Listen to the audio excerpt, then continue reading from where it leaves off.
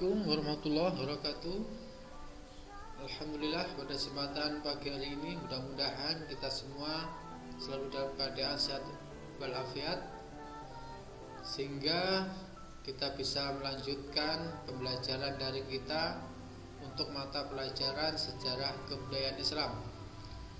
Pada kesempatan ini kita akan bahas tentang Kerajaan Mataram. Namun sebelum Bapak lanjutkan atau Bapak jelaskan lebih lanjut, marilah kita awali pagi hari kita ini dengan selalu bersedekah dengan cara subscribe,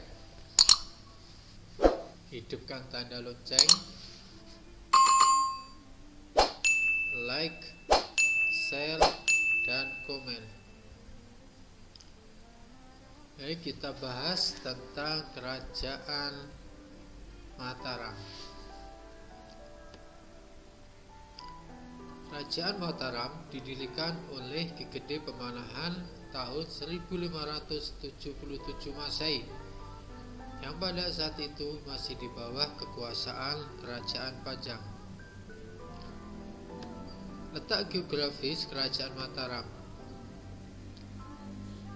Mataram Islam bermula di suatu sudut kota Yogyakarta yang kini bernama Kota Gede.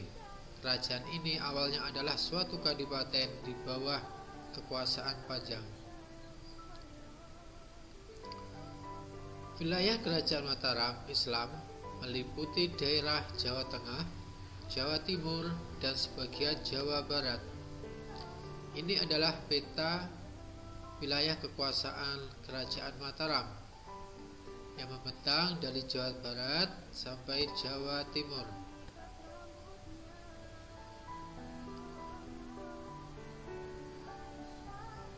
Raja-raja Kerajaan Mataram. Panembahan Senopati, Mas Jolang, Sultan Agung, Amangkurat I, dan Amangkurat II. Untuk lebih jelasnya, kita bahas satu persatu Raja-Raja Mataram.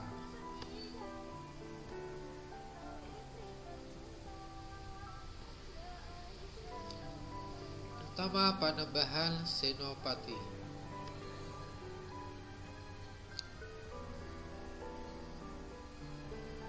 Panembahan Senopati memerintah tahun 1584 sampai 1601 Masehi, merupakan gelar Sutawijaya setelah ia menjadi Raja Mataram. Beliau bercita-cita ingin menjadikan Mataram sebagai pusat kekuasaan di Pulau Jawa.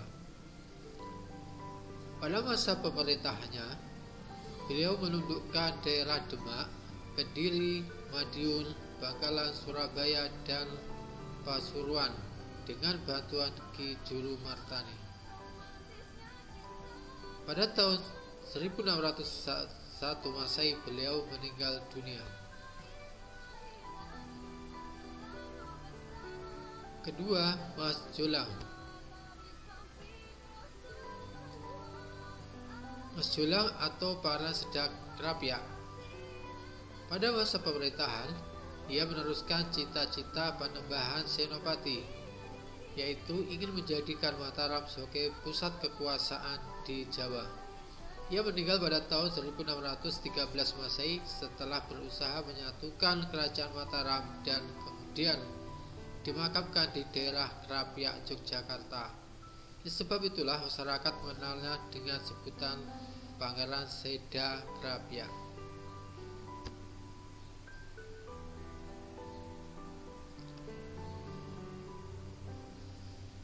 Raja ketiga adalah Sultan Agung.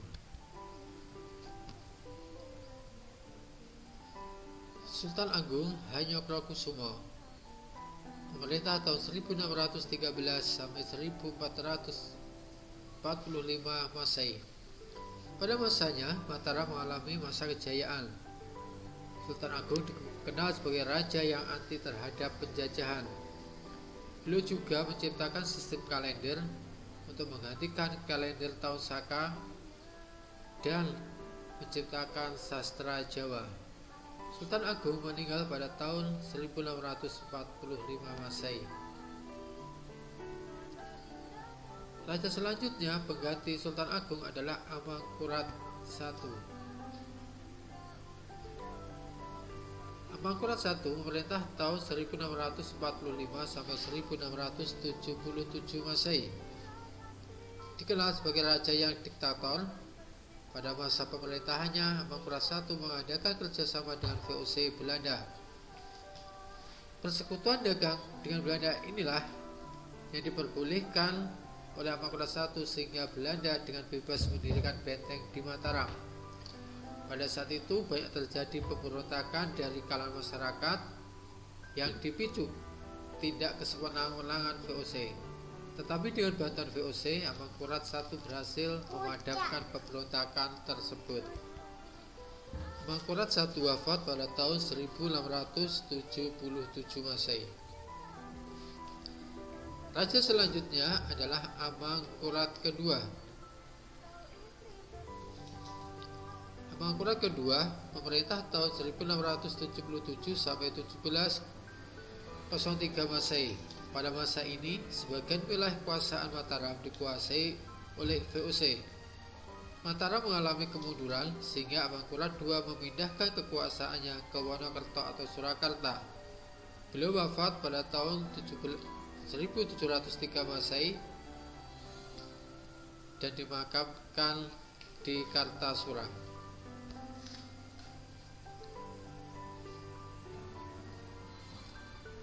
Salah satu peristiwa penting pada masa kerajaan Mataram adalah adanya pembagian kerajaan Mataram yang dibentuk dalam sebuah perjanjian.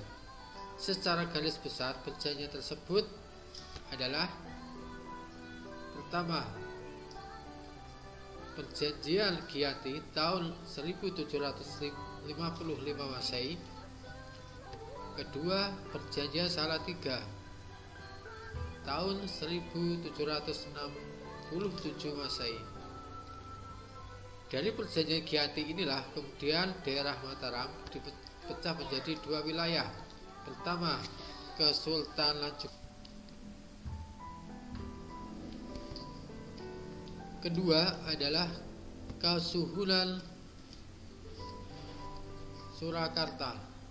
Kesultanan Yogyakarta diperintah oleh raja dengan gelar Hamengkubuwono III, sementara Kasuhunan Surakarta diperintah dengan gelar Pakubuwono III. Dari Perjanjian Salatiga tahun 1767 Masehi, Mataram dibagi lagi menjadi 4 wilayah kekuasaan. Pertama, Kesultanan Yogyakarta. Kedua, Kasuhunan Surakarta. Ketiga, Kadipaten Mangkunegara. Keempat, Kadipaten Pakualam. Kehidupan ekonomi masyarakat Mataram. Kehidupan ekonomi masyarakat Mataram bergantung pada dua bidang. Pertama, bidang agraris. Kedua, bidang maritim atau kelautan. Di bidang agraris, masyarakat Mataram dikenal sebagai penghasil beras terbesar di Nusantara dan diekspor ke wilayah Malaka. Di bidang maritim, Mataram dikenal sebagai penghubung pelayaran dan perdagangan untuk wilayah Indonesia bagian timur. Kehidupan sosial budaya masyarakat Mataram. Munculnya kebudayaan kejawen, yaitu sebuah kebudayaan yang merupakan perpaduan antara ajaran masyarakat Jawa, Hindu, dan Islam. Diciptakannya kalender Jawa, berkembangnya kesusastraan Jawa atau sastra gending.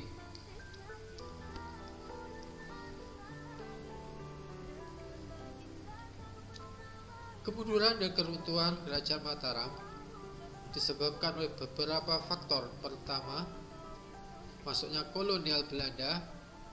Kedua, perselisihan antar pewaris tahta Mataram.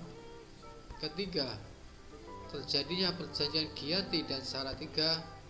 Dan keempat adalah peristiwa alam, yaitu sering meletusnya Gunung Merapi. Demikian materi singkat yang Bapak sampaikan, mudah-mudahan dapat dimengerti dan dipahami. Dan jika belum paham, bisa ditanyakan di kolom komentar. Sekian, terima kasih. Wassalamualaikum warahmatullahi wabarakatuh.